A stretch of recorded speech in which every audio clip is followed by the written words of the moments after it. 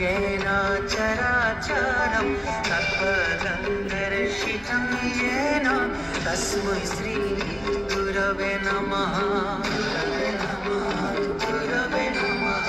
अखण्डमण्डलाकारं व्याप्तं येन चराचरं तत्पदं दर्शितं येन तस्मै श्री गुरवे नमः। गुरवे नमः। अखण्डमण्डलाकारं व्याप्तं येन चराचरं तत्पदं दर्शितं येन तस्मै श्री गुरवे नमः।